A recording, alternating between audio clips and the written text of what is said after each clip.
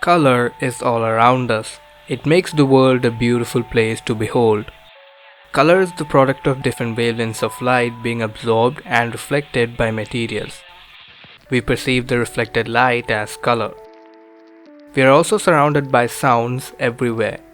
It gives us an additional perspective on our surroundings. These two senses working together account for a substantial percentage of our experiences.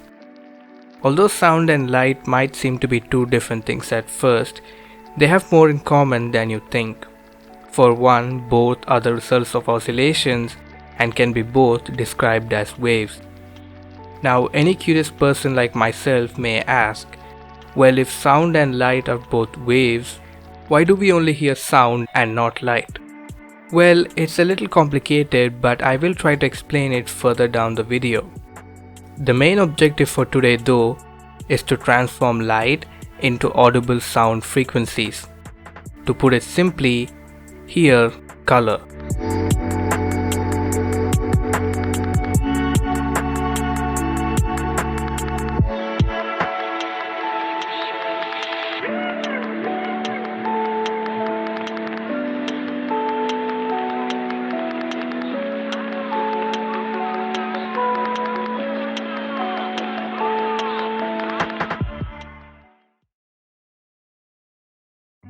My original idea for this video was to make a sampler that could sample any color on the screen and play its audio frequency.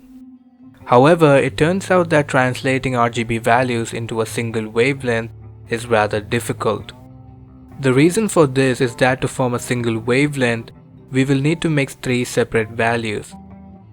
As a result, I had to abandon this plan and choose the opposite path. Now, the goal is to transform wavelengths from the entire visible light spectrum into audio frequencies, given that approximate RGB values can be assigned to the wavelengths for visualization purposes.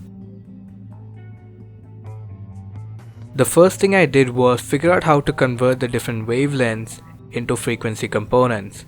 Luckily, there is a formula that we can use to accomplish the task.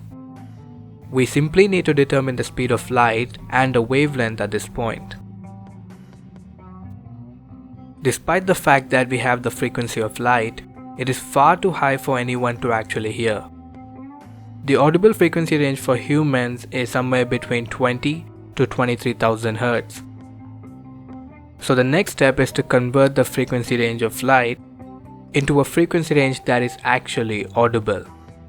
This was done with the help of the map function in P5.js.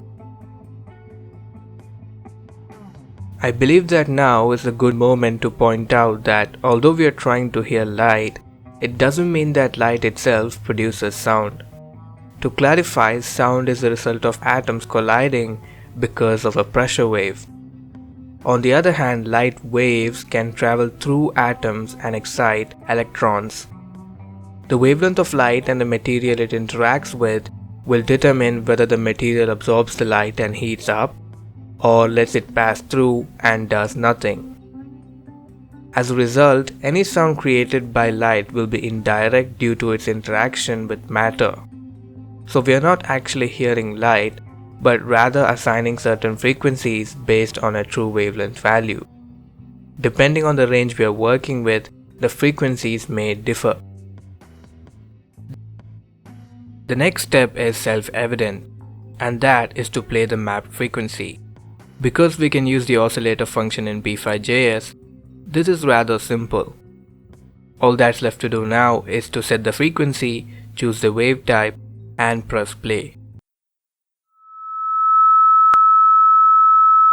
This is what yellow sounds like.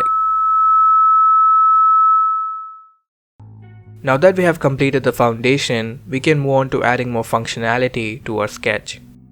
As it stands, the user must change the wavelength variable manually in order to listen to the sound.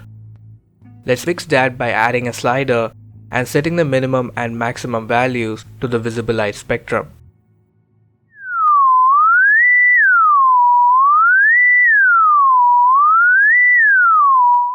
Let's also add an input where the user can fill in the exact wavelength value if needed be.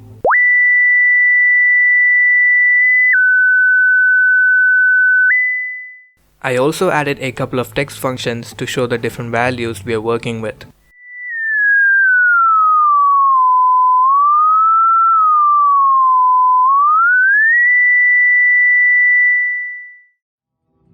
The last step is to display the color of the wavelength. There is no simple solution to this, which is where I got stuck for a while, because I was under the impression that converting an RGB value into a wavelength and then assigning a frequency to it would be possible. But as I previously mentioned, it is not as simple as it seems. Fortunately, after some research, I discovered this website, which provides us with approximate RGB values for the entire visible light spectrum. I was able to reproduce their method in my own sketch after spending some time staring at their code. And here is how it works.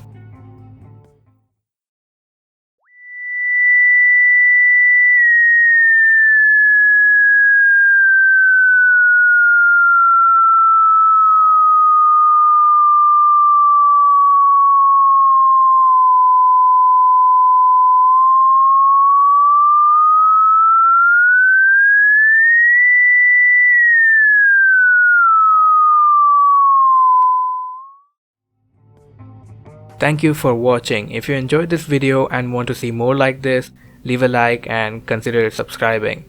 With that being said, I will see you in the next video.